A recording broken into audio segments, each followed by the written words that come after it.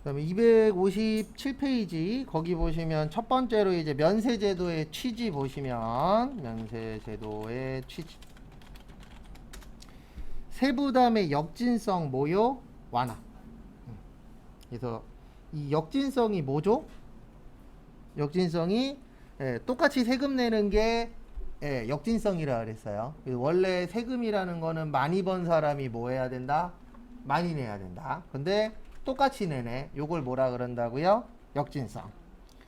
그래서 이 부가가치 그 면세라는 거 자체가 주로 저소득층 분들하고 관련된 거잖아요. 그래서 저소득층 분들의 세금 부담을 늘려주겠다, 줄여주겠다.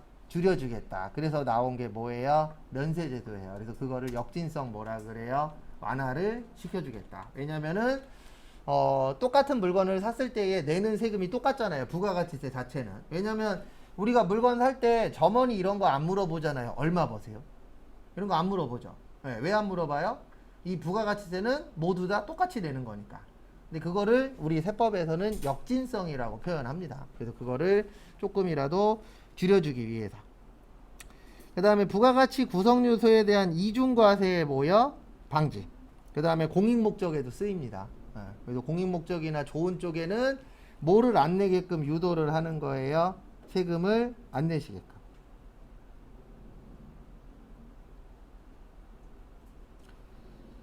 그 다음에 보시면 면세 대상의 구체적 내용인데 요것도 은근 잘 내요. 종류 물어보는 거. 그래서 제일 처음에 기초생활 뭐야? 필수품. 그래서 필수품에 보시면 첫 번째 미가공식료품. 미가공식료품은 국산이든 수입이든 다 면세입니다. 그래서 뭐 쌀, 야채, 과일, 생선 이런 것들은 국산이든 수입이든 다 뭐예요? 면세예요. 그래서 마트 가셔갖고 저거 있잖아요. 소고기. 소고기를 국산을 사든 수입을 사든 다 면세. 그 다음에 돼지고기도 국산 있고 뭐 있죠? 수입 있죠. 다 뭐예요? 면세예요. 그 다음에 안 먹는 거. 거기 보시면 국내 생산 비식용 모요 미가공 농축수 인산물. 농축수 인산물. 요거는 국산만 면세예요. 그래서 예전에 시험 문제에 요게 나온 적이 있습니다. 예를 들어 드리면은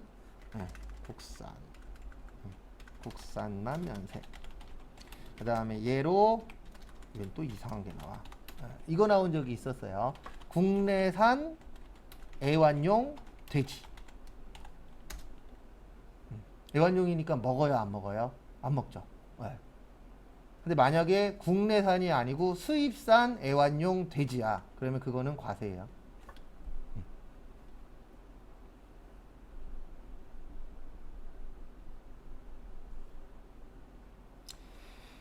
그 다음에 수돗물 면세입니다. 왜냐면 우리 살아가는데 물 필요하죠. 근데 전기는 과세예요. 왜냐면 전기 만들려면은 가공이 들어가야 되잖아요. 그래서 전기는 과세인데 수돗물은 면세입니다. 그 다음에 연탄하고 무연탄. 연탄 같은 경우에는 일반적으로 저소득층에서 많이 쓰죠. 고소득자분들한테 연탄 떼라 그러면 좋아해요? 싫어해요? 싫어하죠. 참고로 저는 어렸을 때 연탄 뗐었어요. 연탄 공기도 좀 먹고 그다음에 열심히 놀다가 지하실에도 떨어지고 안 떨어졌으면은 지금보다 공부를 더 잘했을 수도 있어요. 제가 여기 맞박에 한 5반을 꼬맸거든요. 그 다음에 문 열다가 엄마가 문 열어갖고 거기 그 쇠에다가 갖다 박은 적도 있고 어렸을 때 좀 여러 번 다쳤더라고요. 그 다음에 역외군속 영역의 별표 3개. 이거는 실기에도 나와요. 그래서 역외군속 영역은 2가지를 기억하셔야 돼요. 하나는 뭐냐면 요거 고속버스 중에서 무슨 버스만요? 일반 버스. 그래서 일반 버스만 뭐라고요? 면세다.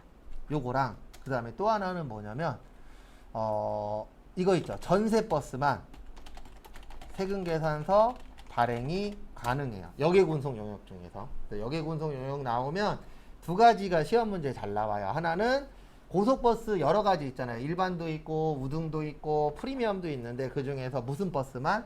일반 버스만. 요 일반 버스가 45인승이에요. 우리가 일반적으로 얘기하는 그 버스 있죠. 그거 얘기하는 거고. 그 다음에 전세버스는 관광버스예요. 관광버스만 세금계산서 발행할 수 있어요.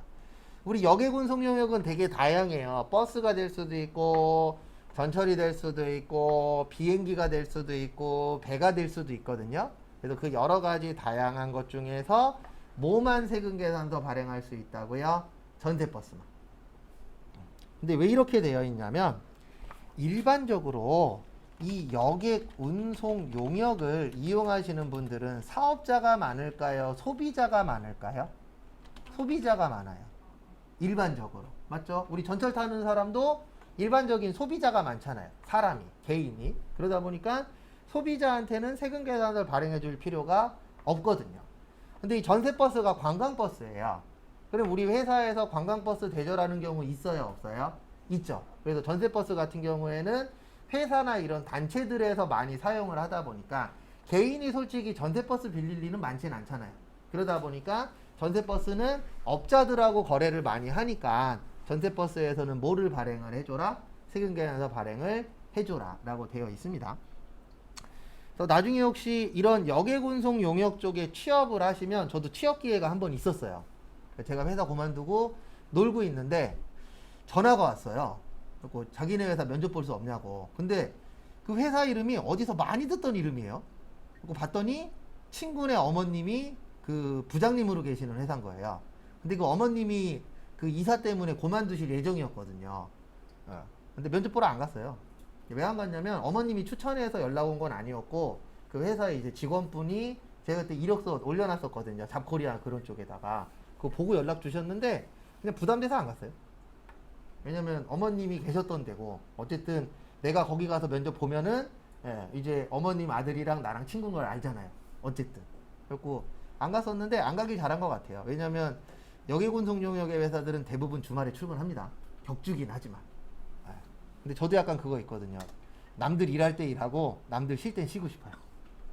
그래갖고 안 갔어요. 근데 실질적으로 그것 때문에 안 간 건 아니고 그냥 부담되더라고요.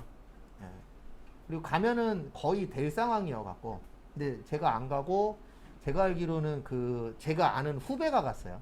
그러니까 친구 후배가 갔는데 저도 이제 아는 애더라고요. 나중에 얘기 들어봤더니 주말에도 출근한대요. 그래서 속으로 무슨 생각했냐면 안 간 게 다행이다. 주말까지 가서 일하고 싶진 않았거든요. 근데 중요한 건 딴 회사 가갖고 주말에도 출근하긴 했지만. 그래서 요거 잘 기억하세요. 두 가지. 역외운송 용역은 고속버스는 일반 버스만. 그 다음에 세금계산서 발행은 뭐만요? 전세버스만. 그래서 나중에 이런 행동 하시면 안 된다 그랬죠. 사장님이 만약에 해외로 출장 가셔. 그러면 대한항공에 전화해갖고 세금계산서 주세요. 이러시면 안 돼요.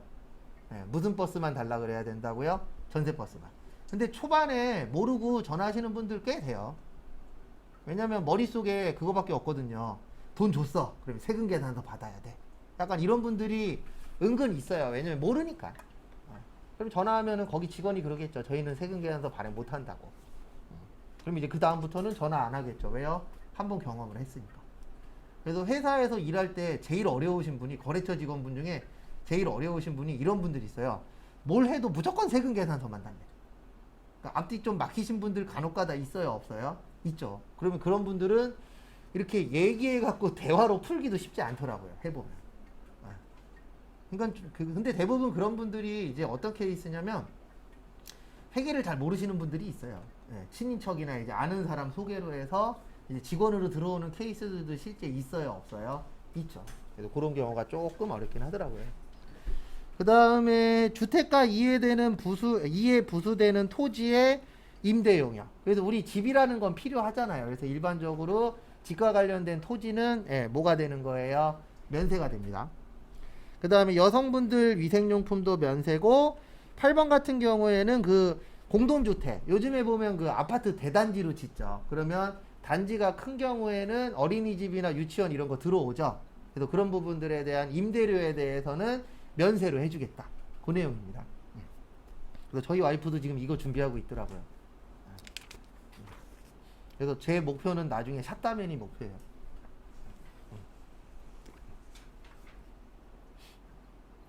얼마 전에도 이 얘기 했더니 와이프가 그러더라고요. 돈 열심히 벌어야지. 속으로 그랬죠. 아니야, 난 샷다면 할 거야. 그 다음에 258페이지 위에 빈 공간에다가 요거 하나만 적어주세요. 약국.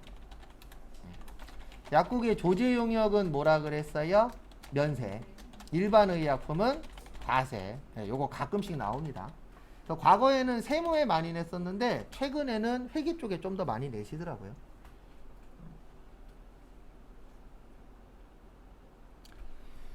그 다음에 동그라미 1번에 의료보건 용역 보시면은 이제 우리가 병원 가는 건 면세인데 예, 딱 하나만 과세예요. 미용 목적에 뭐요?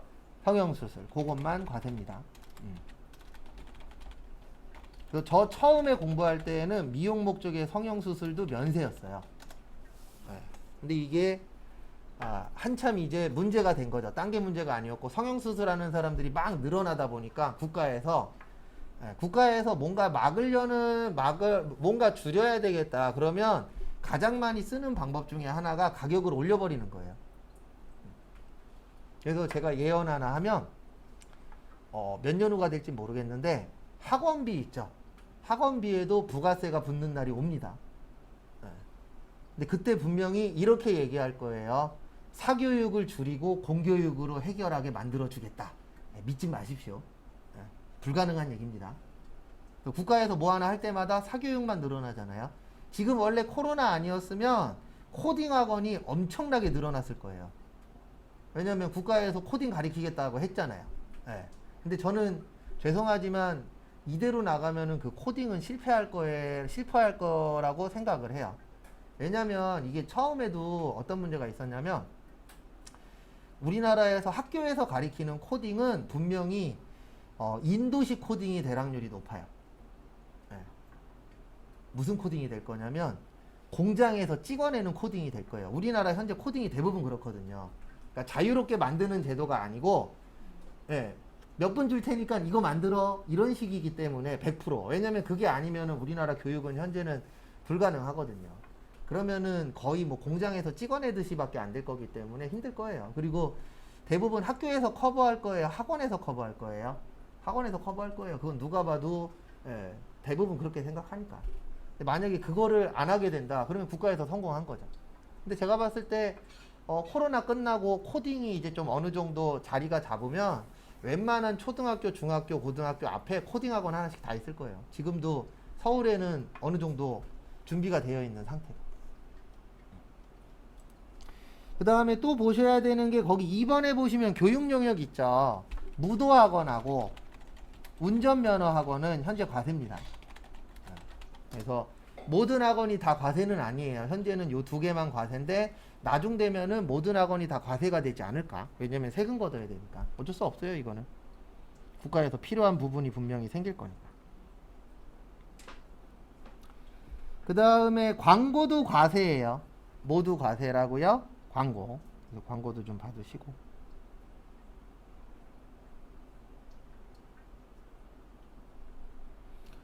그 다음에 거기 기타에 보시면 수집용 우표 있어요. 무슨 용 우표예요? 수집용 우표. 수집용 우표도 과세입니다. 요것도 시험 문제 간혹가다 한 번씩 나와요. 그냥 우표는 면세예요. 근데 무슨 우표는 과세예요? 수집용 우표.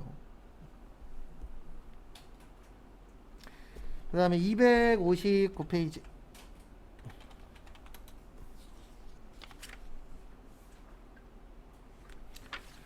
259페이지에서는 하나만 보고 넘어갈 겁니다. 거기 가운데쯤에 보시면 박스 하나 있어요. 표. 이것도 시험에 한 번인가 두 번 나온 적이 있습니다. 많이 출제되는 내용은 아니에요. 그래서 거기 보시면 주택 면적이 무슨 면적이요? 주택 면적이 사업용 건물 면적보다 뭐 할 때요? 클 때. 그래서 이게 뭐냐면은 임대 사업을 하시는 분들이에요. 일단 무슨 사업이요? 임대 사업. 그 다음에 겸용주택. 겸용주택이 뭐냐면 상가도 있고 뭐도 있는 거예요. 집도 있는 거. 그래서 이럴 경우에 이제 어떻게 지으면은 혜택을 받을 수 있느냐. 그래서 주택 면적이 사업용 건물 면적보다 크면 요 사업용 건물이 상가예요. 그러면은 전부를 주택으로 봅니다. 그 다음에 주택 면적이 사업용 건물 면적보다 작거나 같으면 이때는 건물만 주택만 주택으로 봐요.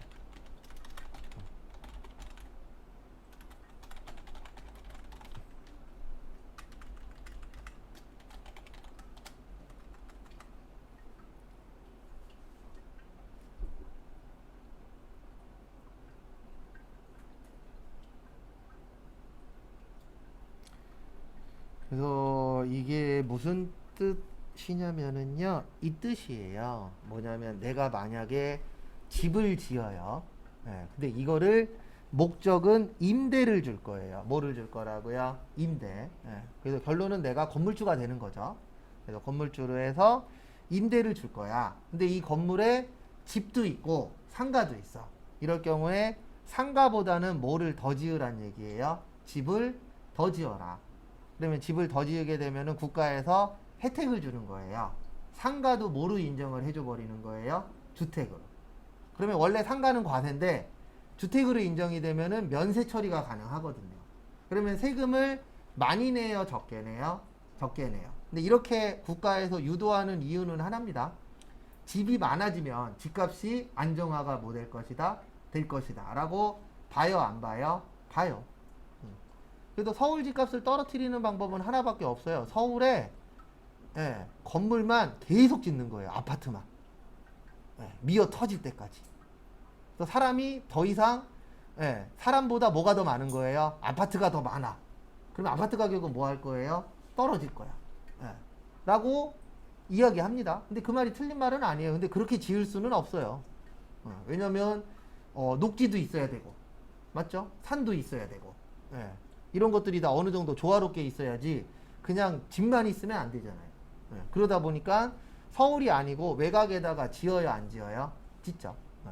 근데 확실히 집을 많이 지으면 집값은 떨어져요. 그리고 거기에 살 사람이 없어도 집값이 어떻게 돼요? 떨어져요. 그래서 지금 세종 난리 났잖아요. 세종시. 딴 데 다 오르고 있는데 지금 현재 세종시 뭐 하고 있어요? 계속 떨어지고 있어요. 근데 그게 왜 그러냐면은 세종시에서 일하는 사람도 집은 서울이에요. 네. 세종에 집 갖고 있는 사람보다 세종에 그냥 잠깐 있다가 주말 되면은 어디로 넘어와요? 서울로 넘어와요. 그런 사람들이 훨씬 더 많아요. 그러다 보니까 세종에서 집이 필요한 사람이 많아요, 적어요? 적어요. 그러니까 떨어지잖아요. 근데 나중 되면은 제가 항상 하는 얘기지만 언젠가는 떨어질 거예요. 왜냐면 인천 집이 100억이 될 수는 없잖아요. 그럼 어느 정도 형성되다가 이제 떨어지는 타이밍이 오거나 아니면은 멈추는 타이밍이 오겠죠. 그래서 요거 좀 봐두시고 시험 문제에는 요거 한번 나온 적이 있어요. 주택 면적보다 상가 면적이 크거나 뭐 할 때요? 같을 때. 요때는 주택만 뭘로 본다고요? 주택으로. 그래서 모든 시험은 보실 거면 빨리 보는 게 좋아요. 내가 꼭 필요하다 그러면. 왜냐면은요, 이게 한 번이라도 나오면 안 볼 수가 없어요. 우리 입장에서는. 왜냐면 한 번 나온 거 두 번 나오긴 쉽거든요. 근데 처음 나오긴 좀 어려우니까 우리가 나온 거 위주로 볼 수밖에 없습니다. 그 다음에 260페이지는 아까 썼던 거 한 번 더 쓸 거예요. 그래서 우리 매매가 있고 임대가 있습니다. 그 다음에 저기 땅이 있고 건물이 있고 국민주택 규모 초과가 있고 국민주택 규모 이하가 있다라고 했었죠. 그래서 땅을 사고 팔 때는 뭐라고요? 면세. 땅을 빌려줄 때는 과세. 그 다음에 건물을 사고 팔 때는 과세. 왜냐면 이 건물이 상가라 그랬어요. 그 다음에 임대도 과세. 그 다음에 국민주택 규모 초과일 경우에는 과세. 임대는 면세. 국민주택 규모 이하는 면세. 임대도 면세. 이렇게 나누어진다라고 했었죠. 근데 가격으로 생각하시면 돼요. 얘만 빼고. 토지만 빼고. 나머지는 비싸니까 다 과세. 국민주택 규모 초과는 사는 사람은 돈 있으니까 과세. 빌리는 사람은 돈이 부족하니까 면세. 그 다음에 국민주택 규모 이하는 작은 평수니까 뭐요? 둘 다 면세. 라고 기억을 좀 해주십시오. 가끔씩 물어봐요.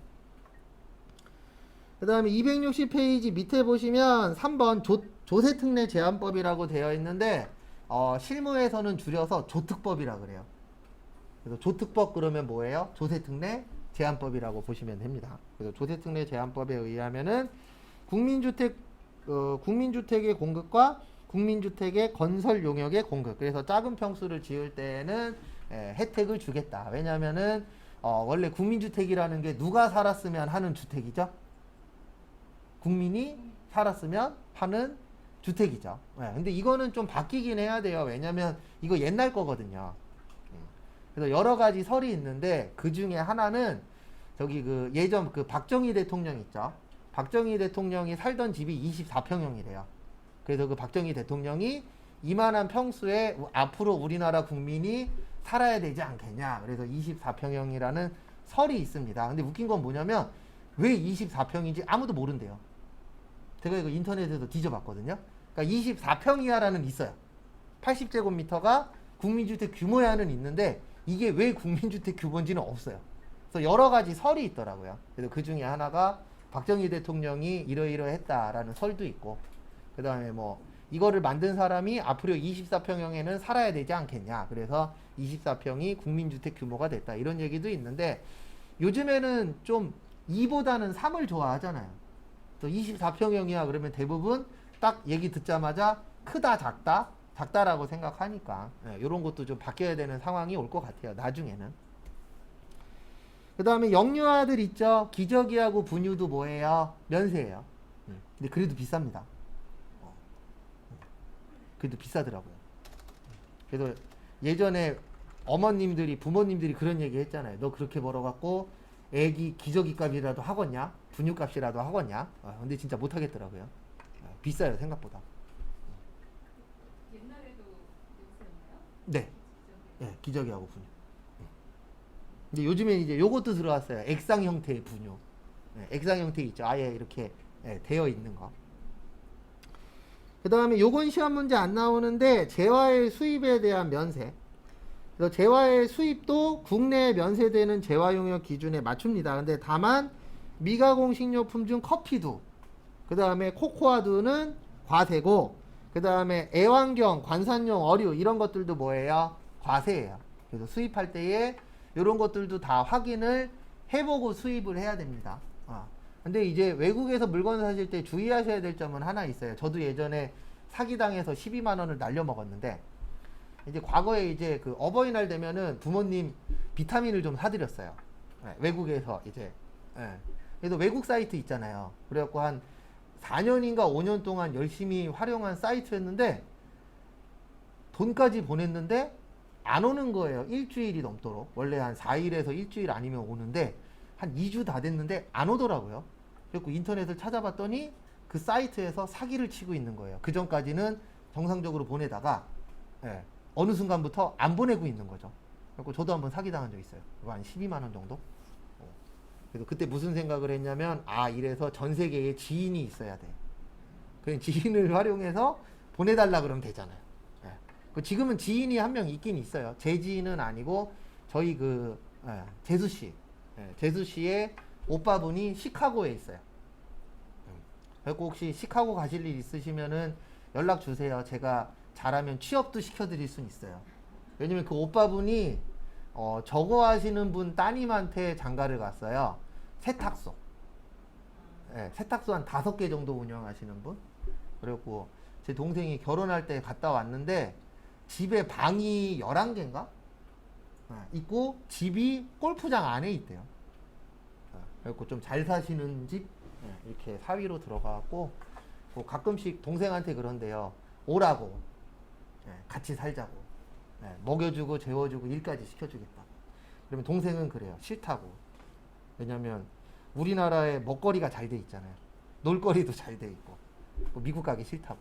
왜냐면 아직 미국은 배달 문화가 있긴 있는데 워낙 땅덩어리가 넓잖아요. 그리고 아직 우리나라에는 어림도 없다 그러더라고요. 배달 문화가 이제 늘어나고 있긴 있는데 우리나라처럼 잘 돼 있는 나라가 없대잖아요. 새벽 3시에도 시키면 오잖아요. 웬만한 것들 다. 참 좋은 나라죠. 그 다음에 거기 261페이지 면세포기. 면세포기에선 하나만 기억하세요. 몇 년이요? 2개 기억해야 되는구나. 면세포기는 포기하면 3년 동안에는 원상복귀 안 돼요. 그래서 포기 나오면 몇 년이에요? 3년이에요. 그러니까 포기할 수 있는 권리를 주는 대신 의무로 몇 년 동안에는 원상복귀가 안 된다? 3년. 그 다음에 신청은 신청일은 없어요. 그냥 아무 때나 하면 돼요. 내가 포기하고 싶을 때 신청만 하시면은 신청이 됩니다. 그 다음에 신청하게 되면은 몇 년 동안 원상복귀는 안 된다고요? 3년. 그래도 그 2가지만 좀 봐주세요.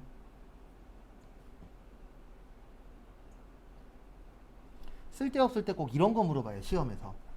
예. 면세 포기는 며칠 이내에 해야 된다. 그런 거 없어요. 그냥 아무 때나 하시면 돼요. 근데 하고 나면은 몇 년 동안은 원상복귀 할 수 없다? 3년. 그래서 그건 좀 봐두시고. 그 다음에 262페이지 위에 빈 공간에다가 요거 하나만 좀 적을게요. 이거 회계 때에도 몇 번 적었었는데 과세표준 나오면 매출 무슨 가액이요? 공급가액. 그 다음에 공급가액의 뜻은 부가세 별도. 공급대가는요? 부가세 포함. 납부세액은 매출세액 마이너스 매입세. 그 다음에 매출세액 계정 과목은 부가세 예수금. 그래서 부가세 예수금은 뭐예요? 부채. 그 다음에 매입세액은 부가세 대급금. 부가세 대급금은 뭐예요? 자산. 참고하시고.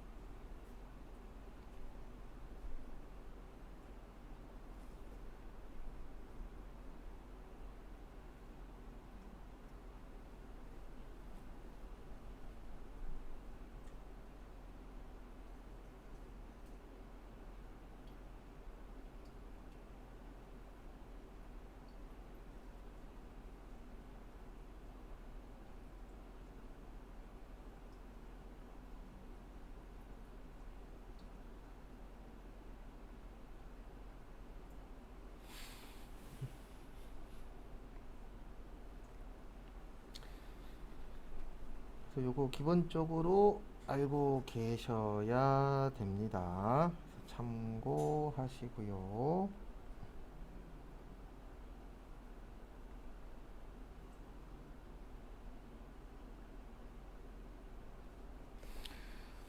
그 다음에 거기 밑에 잠깐 보시면 공급가액은 일반 과세자에서 쓰이는 용어예요. 주로. 무슨 과세자요? 일반 과세자. 거기 제일 밑에 박스 있으시죠? 그 다음에 공급 대가는 주로 누가 쓰는 거예요? 간이과세자. 그래서 우리 간이과세자 외울 때 보면은 공급 대가가 8천만 원 미만일 때, 공급 대가가 4,800만 원 미만일 때 이런 식으로 간이과세자에선 주로 공급 대가라는 용어가 많이 나옵니다. 그래서 공급 대가 그러면 부가세 뭐요? 포함. 그 다음에 거기 263페이지 밑에 박스 보시면 제일 밑에 거 표 보시면은 공급 시기 도래 전에 원화로 환가한 경우는 환가한 금액이라고 보이세요? 그 다음에 그 밑에 보시면은 기준환율 또는 무슨 환율이요? 세정환율. 네. 그래서 우리 내일 외울 게 수출은 무슨 일 기준이라고요? 선적일 기준. 그 다음에 선적일보다 뭐가 빠를 때요? 환가일이 빠르면 무슨 일 기준이요? 환가일 기준. 그래서 거기 환가한 금액 있죠. 공급 시기 도래 전에. 그게 빨리 했다는 얘기예요. 그 다음에 기준환율이나 무슨 환율이요? 세정환율. 네, 거기에 있는 거 라고 봐주시면 되세요. 그 다음에 264페이지.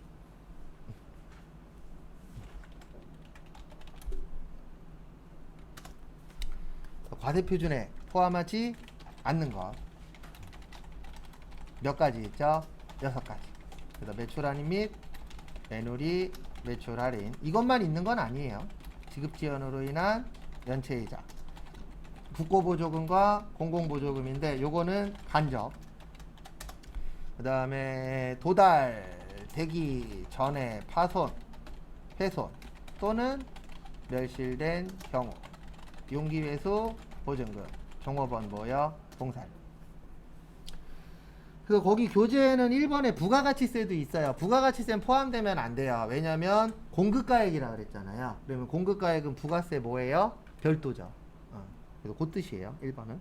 그래서 나머지 거 한 번씩 그냥 봐주시고. 그 다음에 거기 3번 보시면은요.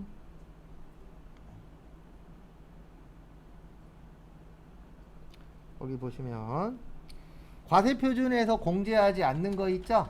네, 과세표준에서 공제하지 않는 것. 요건 나중에 실기하면 조금 이해가 되실 거예요. 일단 1번 보시면 대손금이라고 있죠. 대손금은 세액에서 공제하는 거예요. 어디에서 공제한다고요? 세액. 왜냐면 대손의 뜻이 뭐죠? 못 받는 거죠. 맞죠? 그래서 못 받는 거는 세금만 빼도록 되어 있어요. 공급가액에선 빼는 거 아니에요. 어디서만 뺀다고요? 세금에서만. 그거 참고하시고. 그 다음에 판매장려금. 판매장려금 요것도 간혹가다 시험에 나오는데 판매장려금은 과세표준에서 빼는 게 아닙니다. 그래서 우리 아이스크림 싸게 먹죠. 아이스크림 싸게 먹는 이유가 여러 가지 있거든요. 그 중에 하나는 유통기한이 없어요. 아이스크림은. 그냥 계속 일정한 온도 밑으로 얼리기만 하면 뭐예요? 언제든지 먹을 수 있어요. 그것도 있는데 이거 예전에 신문기사에 한번 나왔었는데 그 대리점마다 뭐 이제 롯데 대리점이든 이런 그 빙과류 파는 데 있잖아요. 거기에서 할당량을 준대요. 그 할당량을 넘게 팔면은 수당이 나오는데 그 판매장려금이 나오는데 이 판매장려금이 싸게 파는 금액보다 더 나온대요. 그래서 만약에 내가 100원짜리를 30원에 넘겼어. 그러면 70원 손해본 거죠. 근데 이 판매장려금은 70원보다 더 많은 금액을 준대요. 그래서 대리점에서 싸게 해갖고 덤핑으로 넘겨버리는 거예요. 왜냐면 그렇게 팔아도 그 할당량만 넘기게 되면은 손해를 안 보니까. 그래서 싸게 먹는 것도 있다 그러더라고요. 그래도 요즘에 저거 많잖아요. 무인. 맞죠? 아이스크림 무인 판매점 많아요, 적어요? 많죠.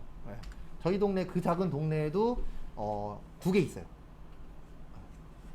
근데 하필이면 거기 옆에 꼭 그게 있더라고요. 뽑기가. 그 뽑기 하러 일주일에 한 번씩은 가는 것 같아요.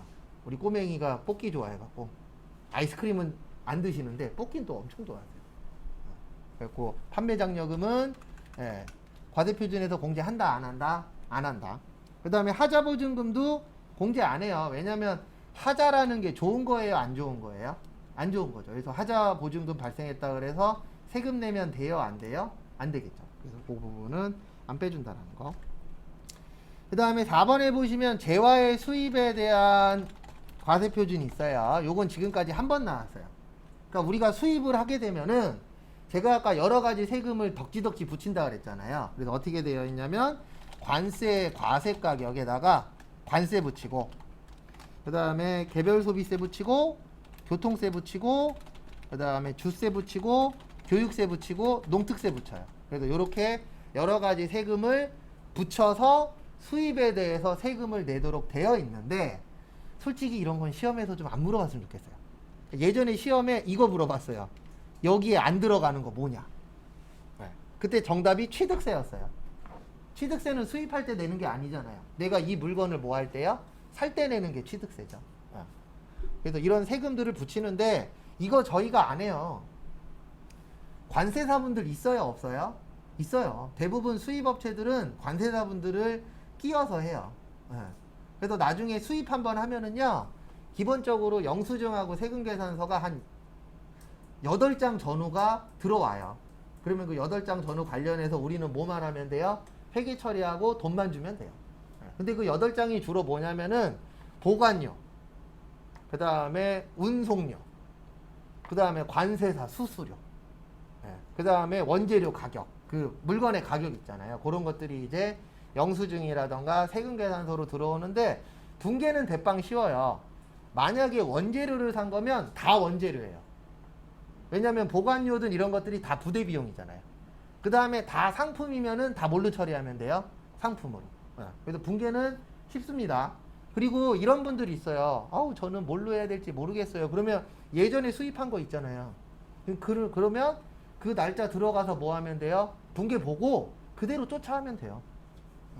그리고 뭐만 조심하시면 돼요? 금액만.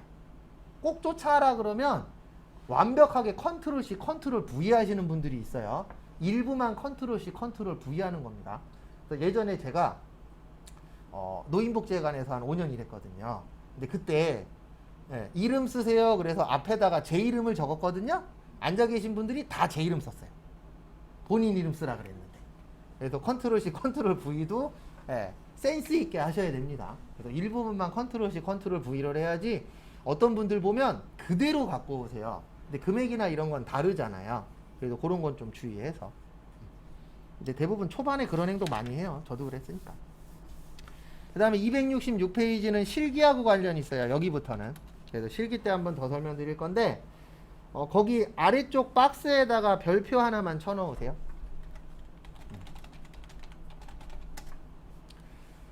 우리 회계 때에는 정액법이니 정률법이니 연수학계법이니 여러 가지 공식이 있었죠. 근데 부가가치세법에서는 감가상각할 때 공식을 안 써요. 공식을 안 쓰고 건물하고 구축물은 몇 프로요? 5%. 그 다음에 기타의 감가상각자산은 몇 프로요? 25%. 이렇게 되어 있어요. 그냥 정액법, 정률법 이런 걸로 구하는 게 아니에요. 그냥 건물하고 구축물은 5%야. 그 다음에 기타의 감가상각자산은 25%야. 근데 여기에서 주의하셔야 되는 게 이 5%하고 25%는 6개월이에요. 몇 개월이라고요? 6개월. 그래서 건물하고 구축물은 1년에 10%예요. 그래서 몇 년 동안 쓴다라고 보냐면 10년 동안 쓴다라고 봐요. 그 다음에 기타의 감가상각자산은 1년이면 몇 프로예요? 50%예요. 그래서 몇 년 쓴다라고 봐요? 2년 정도 사용할 것이다 라고 되어 있습니다. 왜 6개월씩인지는 설명드릴 거예요.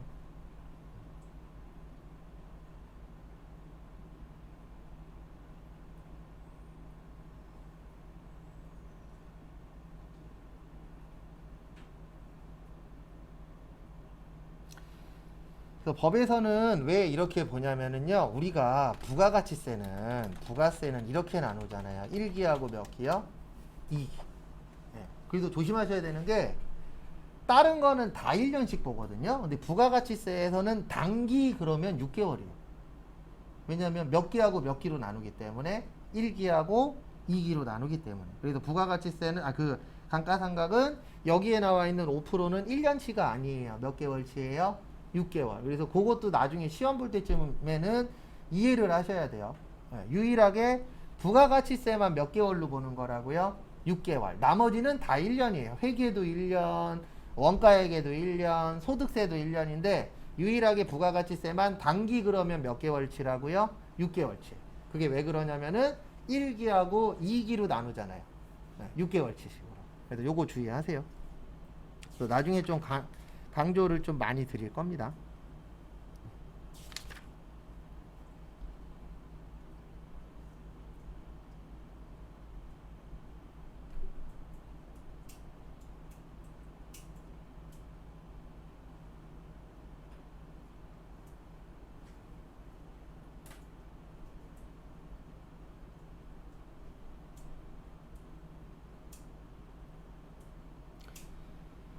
그 다음에 교재는 270페이지.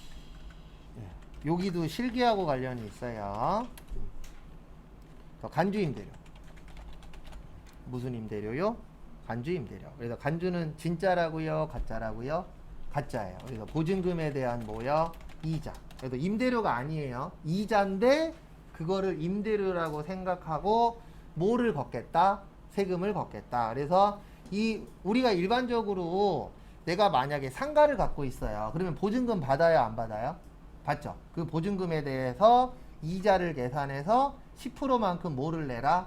세금을 내라 라고 되어 있어요. 그거를 무슨 임대료라 그래요? 간주임대료. 왜냐면 이거는 임대료 아니잖아요. 이자잖아요. 근데 이 이자를 임대료라고 보고 세금을 뭐해라? 더 내라 라고 되어 있는 겁니다. 그래서 그거를 간주임대료라고 하는데 계산은 누가 해준다고요? 컴퓨터가 다 해줘요.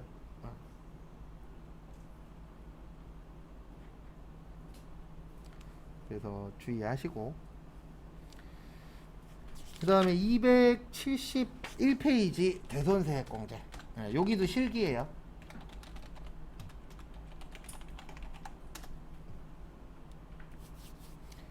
우리 대손의 뜻이 뭐죠?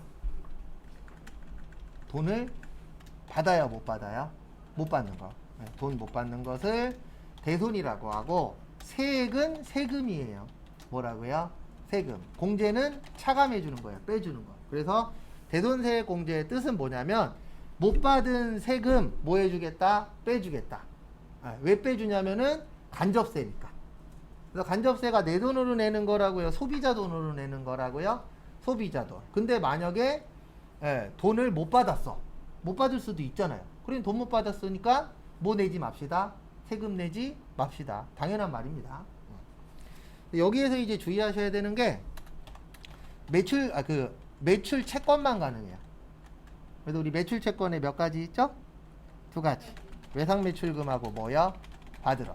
근데 왜 이것만 가능하냐면은 부가가치세라는 것 자체가 영업과 관련이 있어야 되잖아요.